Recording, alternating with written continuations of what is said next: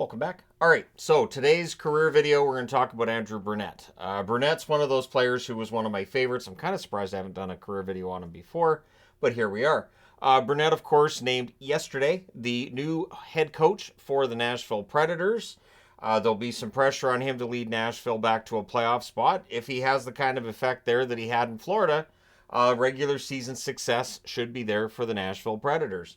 Now, as a player, he was a late draft pick, both in the OHL coming up and then in the NHL coming out of the OHL. He's a number 174 overall pick in 1993 by the Washington Capitals. And it took him a while to break through with the Caps. It's 95-96 before he gets in any action. 11 games, 3 goals, 3 assists, 6 points. He did play in the playoffs that year, 6 games, 1 goal, 3 assists, 4 points. The following year, 96-97, still with the Caps. So what's interesting is I did the Jason Allison video yesterday, and with Brunette, it feels like a similar situation where he just wasn't getting his chance with Washington. So he played 23 games that second season, 4 goals, 7 assists, 11 points. And then 97-98, in what would be his final season in Washington, 28 games, 11 goals, 12 assists, 23 points.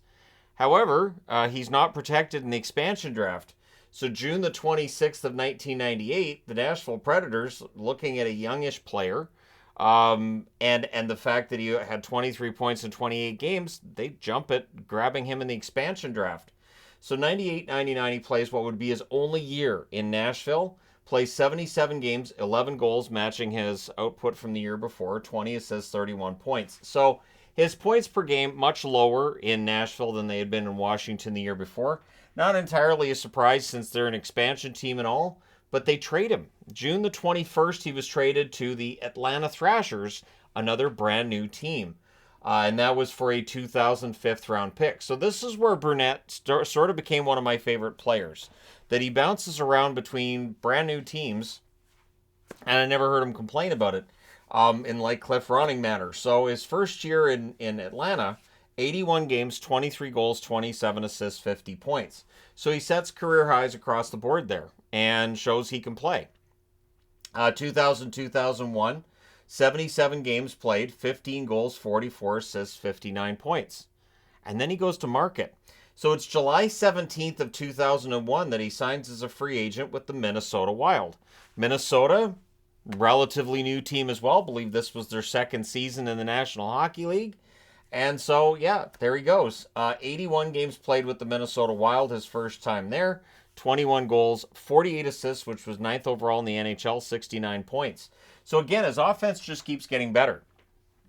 And again, for me, watching him, I was impressed because, you know, he's now on his 4th team in a short period of time, and he's played well. His play gets better each time he gets moved.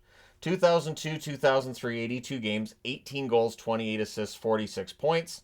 And in the playoffs, Minnesota goes on a run. This is the only time Minnesota's been in the conference final. 18 games, 7 goals, 6 assists, 13 points during that run by the Minnesota Wild. And April 22nd of 2003, he scores Game 7 in overtime against the Colorado Avalanche, and that would be the final career game for Patrick Roy. So Andrew Brunette ushers Patrick Roy into retirement. And so, yeah, it was quite the run for Minnesota, pretty inspirational. The following season, his numbers are still good. So 82 games, 15 goals, 34 assists, 49 points. And then, of course, we have the lockout, wiped out season of 04-05. So now he's without a contract, and August 6th, as we're getting set for hockey to come back in 2005, he signs as an unrestricted free agent with the Colorado Avalanche. So in Colorado, the team that he had eliminated a few years earlier, I'm sure he apologized and everything was fine. But he plays 82 games that first year, 24 goals, 39 assists, 63 points. So again, his points totals keep going up. In the playoffs, 9 games, 3 goals, 6 assists, 9 points. And then 2006-2007 rolls around, 82 games, 27 goals, 56 assists, 83 points. So career highs all around there. He passes his 01-02 season, and he's also on a line with Joe Sakic, which may have helped him. Playing with Joe Sakic likely helps your offensive numbers. But again, he's above a point per game, and really just incredible because, again, this is his, 5th team? It's a lot of teams, and he adapts. He's not really a problem. I can even throw this into the journeyman playlist because to me that qualifies as a journeyman. Somebody who's going through numerous teams and he adapts. 2007, 2008, 82 games played, 19 goals, 40 assists, 59 points. In the playoffs, he adds 5 goals, 3 assists for 8 points in 10 games. So he's still scoring. And then July the 1st, he returns to Minnesota. He signs as a free agent with the Minnesota Wild. He played 80 games that year, so his consecutive game streak is broken. 22 goals, 28 assists, 50 points. So another 50-point season for him there. It was 509 consecutive games he played between 2002 and 2009. And he got injured. He played through the rest of that injury. He knew it needed surgery. He wanted to wait until the offseason before having that surgery. Didn't want to miss very much time. So his second year back in Minnesota, 2009-2010, 82 games, 25 goals, 36 assists, 61 points. So off-season surgery didn't cause him to miss a game. 2010-2011, he doesn't miss a game there either. 82 games, 18 goals, 28 assists, 46 points. Very reliable production for him. Then July the 1st of 2011, he signs a contract with the Chicago Blackhawks, a contending team. 78 games played, 12 goals, 15 assists, 27 points. So the offense drops off. As I remember it, there were comments about maybe him not having quite the foot speed you're looking for in a top winger, and skill questions and all that too. But in the playoffs, he adds 1 goal in 6 games, and that would end up being the final year of his career. So I do seem to remember stuff about foot speed and all that, but he still plays 1,110 games in his career. 268 goals, 465 assists, 733 points, and he only had 314 career penalty minutes. He was never top 10 in Lady Byng voting, but he got Lady Byng votes. In the playoffs, 49 games, 17 goals, 18 assists, 35 points. Outside of that 2003 run with Minnesota, he was never really on a team that went on a long run. He was in Colorado a few years after their 2001 Stanley Cup victory, of course. And really, with Chicago, it was just bad luck on his behalf that he ends up missing Stanley Cups both prior and after he was done there.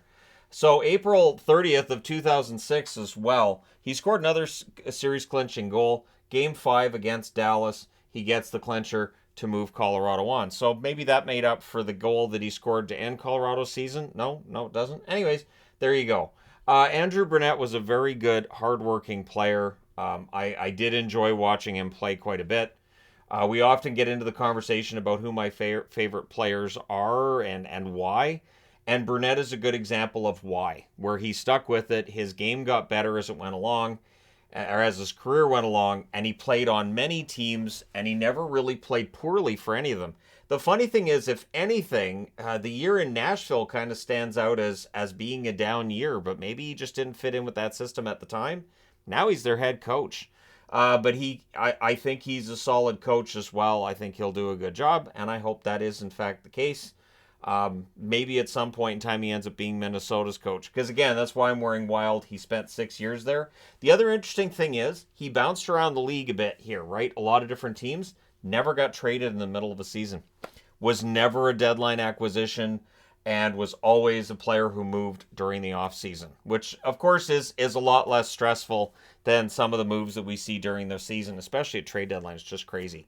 But let me know your thoughts in the comment section below as always. Don't forget to hit like and subscribe if you're browsing your way through. You just happened upon this video. Thank you guys so much for watching, for all your support. I will talk to you again soon.